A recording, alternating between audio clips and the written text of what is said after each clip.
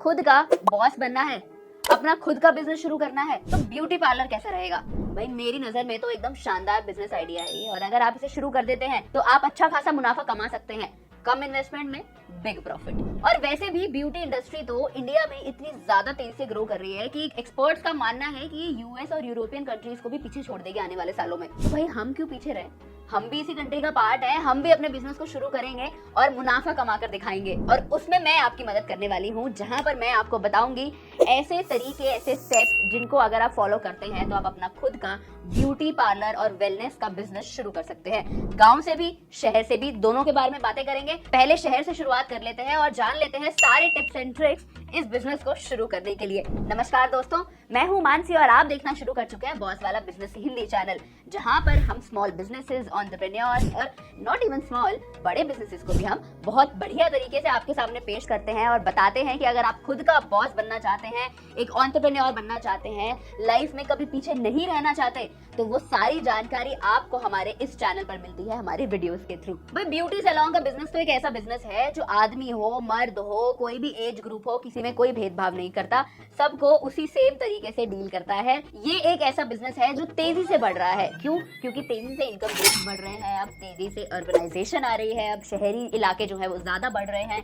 लोग गाँव से शहरों में शिफ्ट हो रहे हैं, टेक्नोलॉजी के लिए इतनी ज्यादा एडवांसमेंट आ गई है, तो लोगों के मन में अब ये आ गया है कि भाई हम अब बिल्कुल पीछे नहीं रहने वाले हैं, हम अपना खुद का बिजनेस शुरू करेंगे। और ब्यूटी सैलून उनको एक अच्छा ऑप्शन नजर आ रहा है। आपने देखा ही होगा, जब भी आप घर से बाहर निकलते हैं तो आपके आसपास ही गली मोहल्ले में आराम से 4 से 5 ब्यूटी सैलून तो आपको दिख जाते होंगे। कोई सिर्फ मेन के होते हैं, कोई सिर्फ विमेन के होते हैं, कोई यूनिसेक्स भी होते हैं। लेकिन क्या आपने कभी ये सोचा है कि आखिर लोग इतना इंटरेस्ट दिखा क्यों रहे हैं इसे शुरू करने में?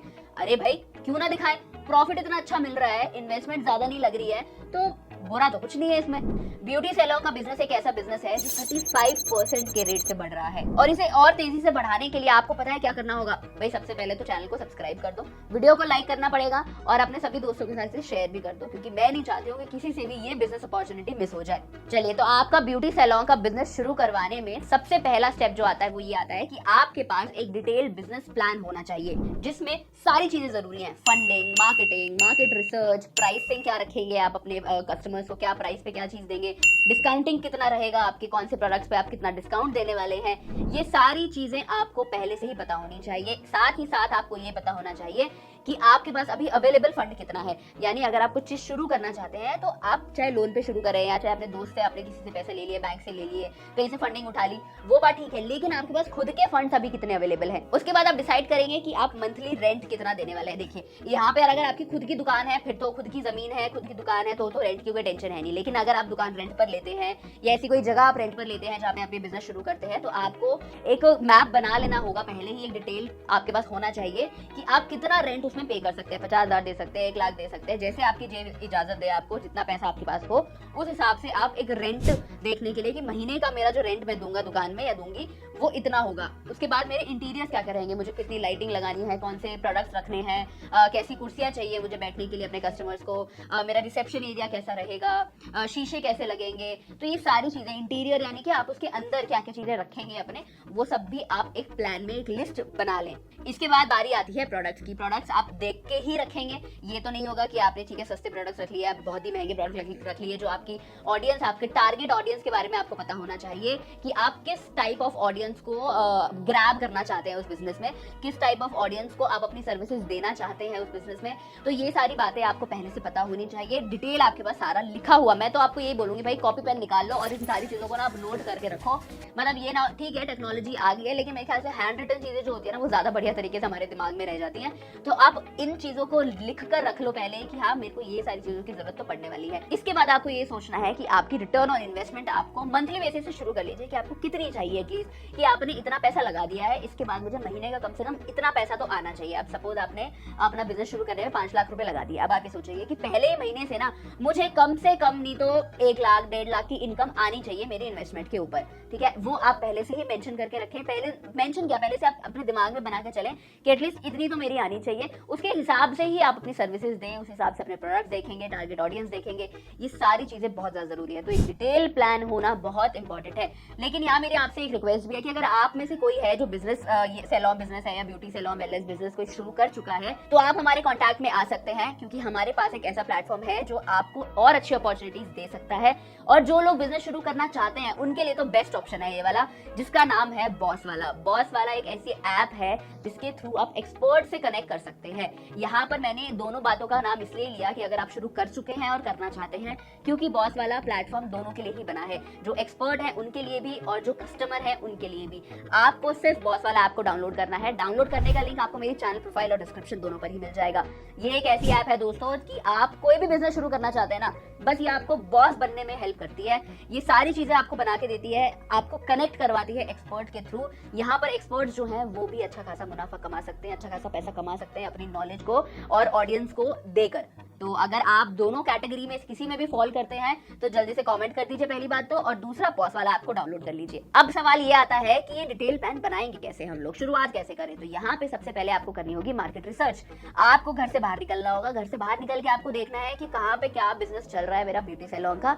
आप जाके थोड़ा सा बातचीत करिए, उनसे पूछिए कि किस हिसाब से वो सर्विसेज के रेट रखते हैं, क्या है। और इनफैक्ट मैं तो ये भी बोलूंगी कि आसपास जो नेबरहुड है आपका, पड़ोसी वगैरह है, आप उनसे भी सलाह ले सकते हैं कि भाई अगर आप सैलून में जाते हैं तो आप क्या प्रेफर करेंगे, कि कितना एक एक सर्वे काइंड ऑफ थिंग कि आप कैसे प्रोडक्ट्स लेना प्रेफर करते हैं, आपको क्या क्या सर्विसेज अच्छी लगती हैं, महीने में आप कितनी बारी कोई सर्विस ले लेते हैं। तो ये ना आपको एक टारगेट सेट करने के लिए हेल्प करेगा कि भाई मेरे आसपास के अगर सपोज 15 लोग हैं, उनको एक पर्टिकुलर चीज में 10 लोगों को एक चीज अच्छी लग रही है, तो मुझे मेरे पार्लर में ये चीज तो रखनी है क्योंकि इसकी मार्केट डिमांड है हमारे पास। और साथ ही साथ आप इन सारी चीजों से ये भी एनालाइज कर पाएंगे कि मार्केट में प्राइस और कॉम्पिटिटर्स कैसे चल रहे हैं। देखिए मेरी नजर में तो ये सबसे बेस्ट ऑप्शन रहता है कि ऐसे कॉम्पिटिशन होना मार्केट में बहुत जरूरी है।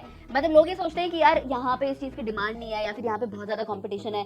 भाई कॉम्पिटिशन है तो इसका मतलब डिमांड है। तो ये नजर में आप अपने रखिए कि अगर जहां पर आपको ये लग रहा है कि भाई यहाँ पे तो 10 सैलून खुले हुए हैं, पता नहीं मेरा चलेगा कि नहीं चलेगा, अब आप ये सोचिए कि 10 चल रहे हैं, 10 चल कैसे रहे हैं, क्योंकि उनकी डिमांड इतनी ज्यादा है, सर्विसेज इतनी ज्यादा है।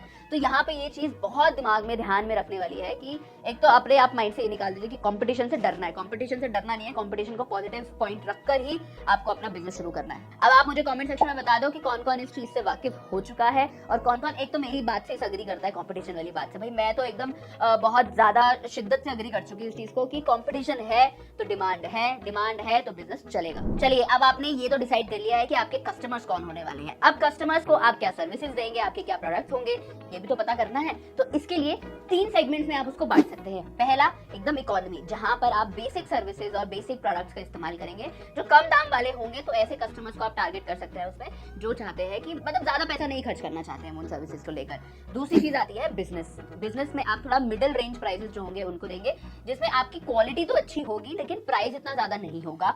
तो कस्टमर्स को एक और सेटिस्फैक्शन मिल जाती है यहाँ पर कि भाई इनके सैलून में तो हमें अच्छा क्वालिटी वाले प्रोडक्ट भी मिल रहे हैं और रेंज भी ज्यादा नहीं है, प्राइसेस भी ज्यादा नहीं है, तो ये भी अच्छा फायदा है। और तीसरा हमारे पास आता है प्रीमियम, जिसमें आप एकदम हाई एंड सर्विसेज देंगे, बढ़िया सर्विसेज देंगे, महंगे सर्विसेज, क्योंकि ऐसे कस्टमर्स भी होते हैं, एलीट क्लास वाले कस्टमर्स भी हो जाते हैं जो चाहते हैं पैसा खर्च करना उस चीज के ऊपर, तो आप उनको भी टारगेट करेंगे। तो यहाँ पर क्या हो जाएगा कि आपके पास तीनों चीजें आ गई, एक लोअर सेगमेंट भी आ गया, मिडिल सेगमेंट भी आ गया और हायर सेगमेंट भी आ गया। तो कोई भी कस्टमर आपके पास आ जाए, जैसा भी प्राइस और जैसे भी सर्विस वो चाहता हो वो आप उनको प्रोवाइड कर पाए। तो आप अपने ब्यूटी पार्लर में ऐसी चीजें रखें। इसके बाद बहुत जरूरी होती है क्लाइंट की लॉयल्टी, यानी आप ऐसी सर्विस उनको प्रोवाइड करें कि क्लाइंट ये सोचे कि भाई मैं तो इन्हीं के पास आऊंगा हर बारी, मेरे को कहीं और नहीं जाना है। और यहाँ पर आप ये बात ध्यान रख सकते हैं कि आप ना उनसे ऐसे बात करिए, उन्हें अच्छी सर्विसेज दे दिए, उनसे पोलाइटली बात करिए, ताकि वो ये सोचे यार सर्विस के साथ साथ तो इनके ये लोग प्रोफेशनल भी कितने ज्यादा है, ये तो अपनापन फील करवाते हैं एकदम। वो होता है ना कि हम लोग कभी पार्लर वाला जाते हैं तो आंटी थ्रेडिंग करते करते, आईब्रोज करते करते हमसे बात करने लग जाती है, तो हमें अच्छा लगता है कि है ना भाई कि चलो इंटरेक्शन भी हो गई, थोड़ा अपनापन भी फील होने लगता है। तो ये कोई बुरी चीज नहीं है, क्योंकि यहाँ से आप अपनी क्लाइंट की लॉयल्टी इंक्रीज कर सकते हैं, बढ़ा सकते हैं, और इनफैक्ट उनको भी अच्छा लगेगा और वो बार बार आपके पास ही सर्विसेज लेने के लिए प्रेफर करते रहेंगे। इसी के साथ साथ ना इसके पीछे आप उनको अच्छे ऑफर्स और डील्स भी प्रोवाइड कर सकते हैं। और ऐसे क्लाइंट को पहचान लेना सबसे पहले तो कि ये तो मेरा रेगुलर क्लाइंट है, तो उनको आप डिस्काउंट भी देना। ऐसे में पता क्या हो जाता है कि अगर मैं हूं ना, मेरे को कोई चीज अच्छी लग गई है तो मैं ना अपने साथ 10 लोगों को और लेकर जाऊंगी कि वहाँ चलो, वो बहुत अच्छी सर्विसेज देता है या देती है, तो वहाँ पे अब ब्यूटी पार्लर का काम बढ़िया होता है, तो वो जो माउथ टू माउथ प्रमोशन होता है ना, वो भी बढ़िया हो जाता है। इसके बाद आती है एरिया, लोकेशन, क्योंकि ये पॉइंट बहुत मैटर करता है कि आप अपना ब्यूटी पार्लर जो है, अपना वेलनेस स्टूडियो वगैरह जो है, वो कहाँ पे शुरू करते हैं। ये एक ऐसा फैक्टर हो जाता है जो आपके सक्सेस और फेलियर के बीच की एक बहुत थिन लाइन होती है, उसको डिफाइन करता है। लोकेशन जो है वो कन्वीनियंट होनी चाहिए लोगों के लिए। आपका पार्लर जो है वो इजीली जो है वो विजिबल होना चाहिए, एक्सेसिबल होना चाहिए। यहाँ पे आपको ये नहीं करना है कि एक गली में कोने में कहीं खोल लिया, नहीं। आप ट्राई करो कि आप अपना पार्लर जो है मेन रोड पे खोलो, एक ऐसी जगह पर खोलो जो लोगों को आते जाते दिखे। इसके बाद आप ये भी ट्राई कर सकते हैं कि आपके लोकेशन जो है, आपका पार्लर जो है, वो आप किसी भी बिल्डिंग में ना ग्राउंड फ्लोर पर खोले। फर्स्ट फ्लोर पर भी चलेगा, ठीक है, ज्यादा, लेकिन जितना ऊपर वाले फ्लोर्स आप लेते जाएंगे ना, उतनी ज्यादा उनकी विजिबिलिटी जो है वो कम होती जाती है। ग्राउंड फ्लोर वाले बढ़िया लोगों को आते जाते दिखते हैं, कोई निकल रहा है वहां से तो उसको नजर आएगा। जितना ऊपर होगा ना, ऊपर तो कोई देख के चलता नहीं है, लोग सामने देख के चलते हैं, तो वहां पे थोड़ा सा उस हिसाब में आपका डामाडोल हो सकता है हिसाब किताब। तो आप ये ट्राई करिए कि आप ग्राउंड फ्लोर पर ही अपना पार्लर का बिजनेस शुरू करें। अब आती है बारी प्राइस और डिस्काउंट की। जैसे तो मैंने आपको अपने कस्टमर्स के लिए तो बता दिया कि आपको अगर अपने लॉयल कस्टमर्स चाहिए है ना, तो आप उनको अच्छे खासे प्राइस दो, अच्छे खासे डिस्काउंट दो उसके अंदर, ठीक है। वहीं कुछ कस्टमर्स ऐसे होते हैं जिनको अगर सर्विसेज अच्छी मिल जाए ना, तो वो पैसा देते हुए ना घबराते नहीं है। उनको वो माइंड नहीं करते हैं कि हमें ज्यादा पे करना पड़ रहा है, क्योंकि उनको दिख रहा है कि भाई कोई नहीं, हम पैसा तो दे रहे हैं लेकिन हमें उस हिसाब का काम भी मिल रहा है। तो यहाँ पर आप थोड़ा सा चालाकपना दिखा सकते हैं कि ऐसी डिस्काउंट दीजिए, आप ऐसी सर्विसेज दीजिए, आप उनको ऐसे लग्जरी फील करवाइए कि उनको ये लगे कि भाई इनका पैसा ज्यादा है नहीं। मतलब आप चार्ज कर लेना उनसे, लेकिन लोगों को ये लगेगा कि यार पैसा ज्यादा नहीं ले रहे हैं, सर्विसेज बढ़िया दे रहे हैं। और डिस्काउंट के और इंडियंस के बारे में तो कोई दो राहें है नहीं भाई, ये तो साथ साथ जुड़े हुए चलते हैं। इंडियंस और डिस्काउंट ये तो लंबी रेस के घोड़े हैं, और आप ये मान के चलिए कि ऐसा कोई भारतीय नहीं है जिसको डिस्काउंट पसंद ना हो।